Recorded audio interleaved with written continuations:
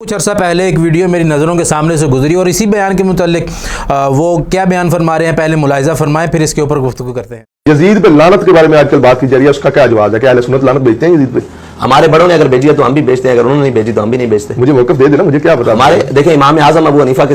نزدیک اس پر سکوت کا اختیار کیا گیا ہے، تو امام اعظم سے بڑا تو مولوی کوئی نہیں ہے، نہ ان سے بڑا کوئی محدث ہے، اور ان کے استاد کون ہے؟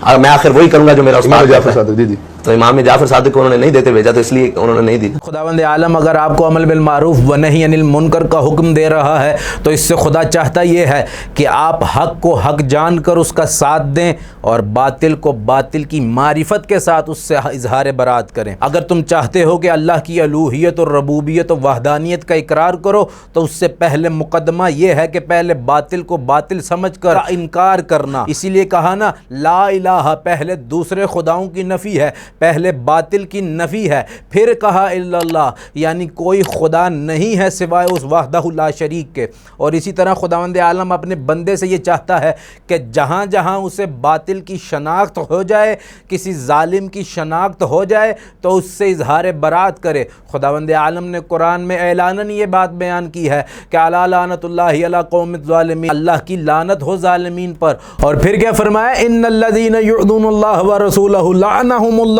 فی الدنیا والآخرہ وأعد لهم عذابا مہینا۔ فرمایا کہ جو لوگ اللہ اور اس کے رسول کو اذیت دیتے ہیں ان پر اس دنیا میں بھی لعنت ہے اور آخرت میں بھی لعنت ہے، اور ان کے لیے عذاب الہی ہے۔ اور رسول خدا نے بارہا مختلف مقامات پر کہا کہ جو میری بیٹی زہرا کو اذیت دیتا ہے وہ گویا ایسے ہے کہ مجھے اذیت دے، اور جس نے مجھے اذیت دی وہ گویا ایسے ہے جیسے اللہ کو اذیت دے۔ اور اس کے بعد کیا فرماتے ہیں رسول خدا؟ حسین مجھ سے ہیں اور میں حسین سے ہوں، یعنی حسین ابن علی نفس رسول ہیں۔ جو حسین ابن علی کو اذیت دے رہا ہے گویا ایسے ہے کہ جیسے رسول خدا کو اذیت دے رہا ہے، اور جو رسول خدا کو اذیت دے رہا ہے وہ گویا ایسے ہے کہ اللہ کو اذیت دے رہا ہے، اور جو اللہ کو اذیت دے رہا ہے اس پر اللہ کی لعنت بھی ہے اس دنیا میں بھی اور آخرت میں بھی، اور اس کے لیے اللہ کا عذاب بھی ہے۔ اب ایک شخص جو رسول خدا کے نواسے کو اذیت دے وہ اللہ کی لعنت کا حقدار ہے،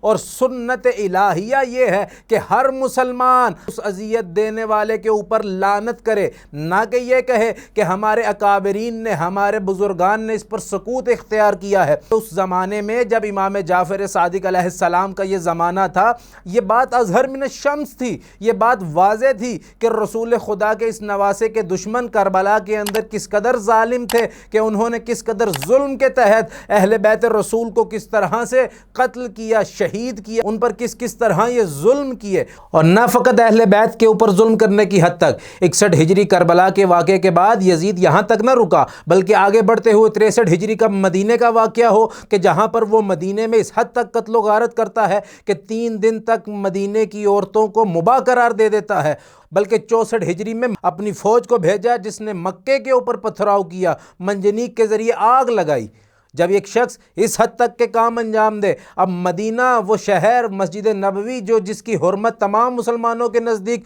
قابل اتفاق ہے، تمام مسلمان اس پر متفق ہے، مسجد نبوی کی حرمت ہو یا بیت اللہ کی حرمت ہو، تمام مسلمانوں کا اس پر اجماع ہے، لیکن یہ یزید وہ ہے کہ جس نے نہ اللہ کے گھر کا احترام کیا نہ مسجد نبوی کا احترام کیا۔ اور سب جانتے تھے کہ اہل بیت کا موقف کیا ہے اس بارے میں، اور یہ بات اہل تشیع کے ہاں مختلف ائمہ کے ذریعے، مختلف تعبیرات کے ذریعے اس چیز کو بیان کیا گیا ہے کہ امام حسین کے اوپر کس کس نے ظلم کیے اور کس طرح سے کیے۔ اس لیے موقف اہل تشیع یہاں پر واضح ہے، اور اسی طرح اہل تسنن کے ہاں بھی یہ بات واضح ہے، ان کے ائمہ نے بھی مختلف تعبیرات کے ذریعے سے اس چیز کو بیان کیا ہے۔ اب اگر کوئی یہ کہے کہ انہوں نے سکوت کیا ہے تو اس سکوت کی کوئی اہمیت نہیں، اور نہ یہ سکوت ثابت ہے، بلکہ اس کے مقابلے میں ائمہ اربعہ اہل تسنن یہ کہتے ہیں کہ یزید کے اوپر لعنت کرنا یا اس کا نام لے کر یا نام نہ لے کر جائز ہے اور لازم ہے، اور اس بات کو شواہد اہل تسنن میں واضح طور پر دیکھا جا سکتا ہے۔